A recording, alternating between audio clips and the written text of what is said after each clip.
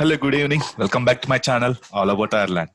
This particular video is very special to me, as well as it has a special place in the hearts of the Irish, otherwise known as Gaels or Gaelic.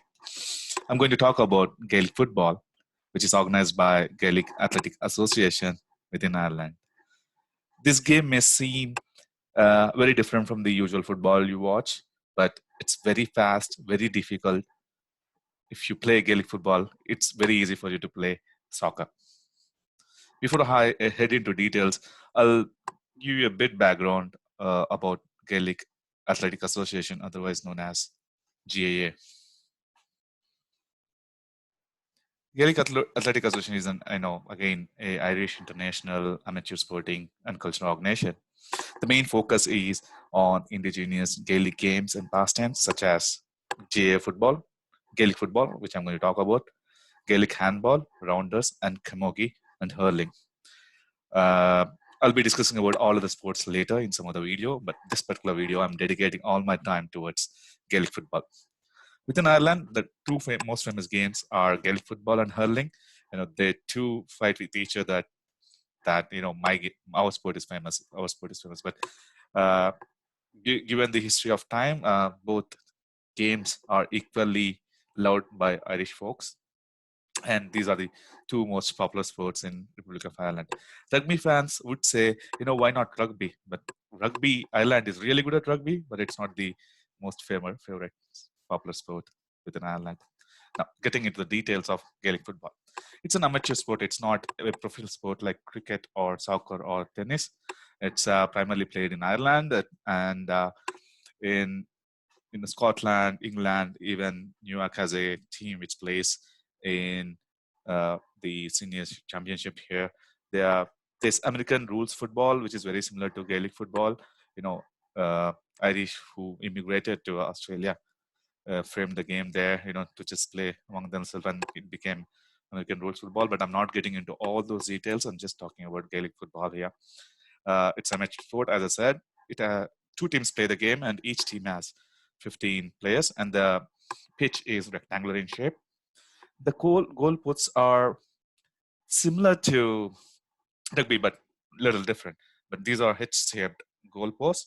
There's a goalpost, and then there are two bars which go till 80 meters. I don't remember the exact height, but if you score over the goalpost, it's 1 point. If you score into the goalpost, it's 3 points. So team with highest score wins at the end of the game, and the points are added based on how many goals they made and how many points they made on the between those upright posts. And each team can have 15 substitutes, but only 5 are allowed by each team during the game. And players are numbered between 1 to 15, so that it's easy to identify the players. Because as the game is very fast, you can't even tell who's holding the ball if you don't really know the players. It's not like cricket where you have player on the field for most of the time for 3-4 hours, and they don't get tired. They bat for a long time. They ball for a long time and number of overs. This game is really, really fast. Usually the common strategy or common positions, just like soccer, but very different. Soccer is played a fewer players than Gaelic football. In this case, there's a goalie who safeguards the goalpost so that no goals are made. And then 2 cornerbacks, 1 full back, 2 wing backs, 1 center back, 2 midfielders, 2 wing forwards, 1 center forward, 2 corner forwards, and then 1 forward place. These terms are difficult to take in, but the next slide will definitely help you to understand where these positions are in the rectangular pitch. If you see on my left, these are the positions. If the goalkeeper of the team is on the other end, you see the goalkeeper there, and then the cornerbacks, which I mentioned. So there are 2 cornerbacks and then a full back. These guys are like defense, okay? First line of defense, and the second line of defense are the people who are on the halfbacks.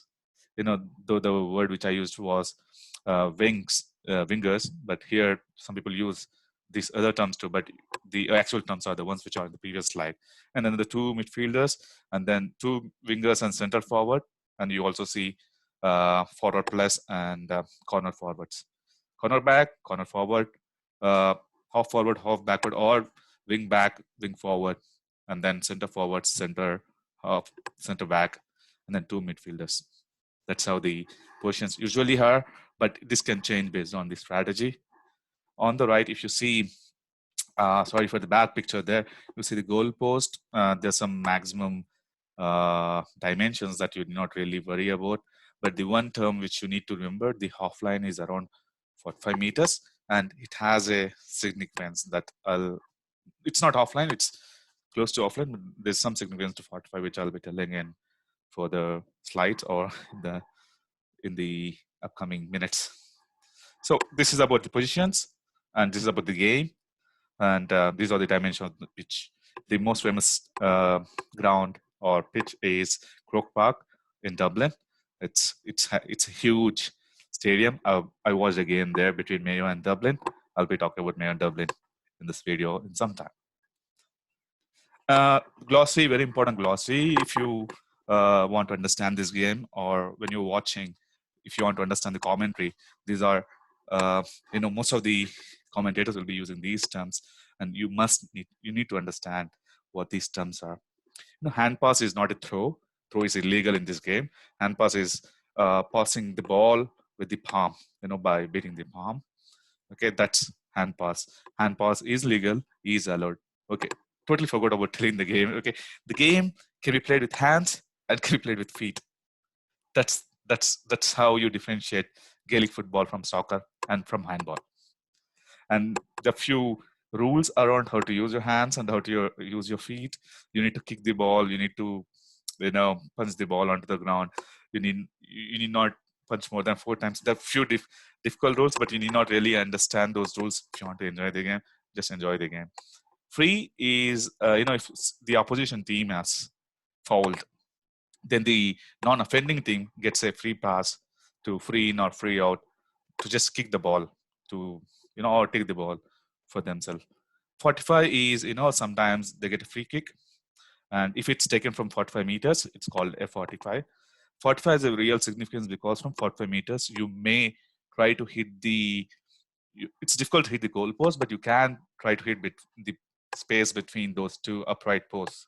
So 45 is really important within the game. They train the players to make sure that, train them to hit hit the space between those upright posts from 45 meters. Fetch is, as I said, you can use hands. If your teammate is throwing you a ball or kicking a ball, you can catch the ball with both hands over your head. That's called fetch.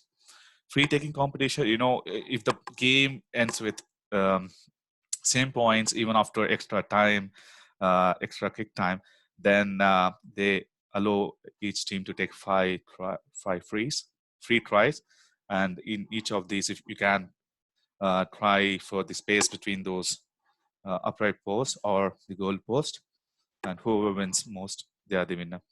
Underhand stroke is, as I said, hand pass. You can give hand pass. If you do it below the vice, it's called underhand stroke. I think it's illegal, but I'm not sure. I'll put it in the description if it's legal or illegal. Weak hand is something, you receive during player, right? You may be primarily right-handed, but if you use left hand and, you receive the player, that's called using the weak hand. That's illegal. So a lot of people use weak hand. For some ambidextrous people, both hands are really equally important in this game. Wide is, if you hit a ball or you're trying to hit between those whites, between those spaces, between those upright posts, if it goes out of those posts or on top of the post, it's called wide. So wide has no point to it. Basically, with respect to points, goal post gives you 3 points. And if you pass it between those upright posts, it gets you one point. Now, I talked about the rules of the game, some of the turns in the game. Now I talk about the famous teams in All Ireland SFC. Kerry is a really good team. They won a lot of time. They lost a lot of times, but they are very famous Gaelic football team within Gaelic football. Some of the decades they just ruled Gaelic football. Dublin also did that, and this particular decade, Dublin has been ruthless. They won 5 times consecutively in this decade. and they also won a couple of times more in this decade, which was not part of this consecutive wins. Galway is to be a good team, and but in the recent past, like last 3 decades, they didn't win much. Same thing with other teams; they win a lot during the start, but they did not win much. If you see, I put some comments for 5 teams here, which did not win from very long time, and they don't really have a nice team. But Mayo has is a special team, and I'm actually rooting for Mayo tomorrow. Yeah. Mayo for Sam this year. The reason I'm rooting for Mayo is, Mayo has been underdog, and they didn't. I mean, for a few decades they were nowhere in the Gaelic football scene, but for this particular decade and the last, they tried hard to beat a certain thing, which I'm going to discuss in a couple of minutes again. Uh, and people from Mayo, they're very passionate about the game. I know my colleague, he introduced this game to me, and it's with him I went to the match in Croke Park last year. I really enjoyed the game. That's when I got to know the game too. So Mayo did not win much from 1951. Some people put it on something else, but they did not win because they did not have a great team. But this decade, they have a really good team, and most of the losses they face are during the recent past. And Dublin versus Mayo has been a exciting and a tight competition always, and they lost to Dublin a lot of times. There's one more team which doesn't figure here is the Donegal team.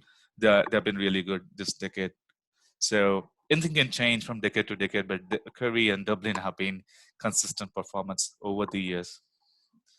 Now comes the actual thing why I made this video. I actually made this video because there's a game between Dublin and Mayo, and it is All Ireland Senior Football Championship Finals tomorrow at 5 o'clock. You can watch it online. There's no audience allowed in the ground, so watch it online. Don't forget. But why this game is very special is, Dublin already won this championship for 5 times consecutively, and if they win this time, it will be 6th time, which is 6 triple. I mean, that's just ridiculous. When I say it's ridiculously good, because they are very good team. They are like a juggernaut, just not stopping. And then you have Mayo, which last won in 1950, and they did not win after 1915. The reason is, if you Google it up, there's this thing called the Curse of 51. They won 1951 SFC championship, and they were parading in County Mayo because they were celebrating, and then there was a death. There was a funeral which was happening, and the priest cursed the team, because they were enjoying when someone else is feeling sad. And actually, till now, it's still happening. The curse goes something like this, till all the players of your team are alive, Mayo will never win the championship. One of the players is alive, but I'm not telling something. But I want Mayo to beat the curse of 51 because I personally do not believe in superstitions or curses. But I want Mayo to beat the curse of 51 and to prove that they are also a juggernaut, just like Dublin. I'll be rooting for Mayo, for Sam. I hope you do. But this is not a campaign for Mayo to be winning championship tomorrow. But I hope you all watch Gaelic football on RT Play tomorrow. And this is one of the games which you'll see, or whenever you meet an Irish person, he'll be very passionate about Gaelic football and hurling too. We will do that in another video. Yeah, thanks for watching this video. Hope you enjoyed mine. Please subscribe to my channel, and I hope I make better content in future just like this. Thank you.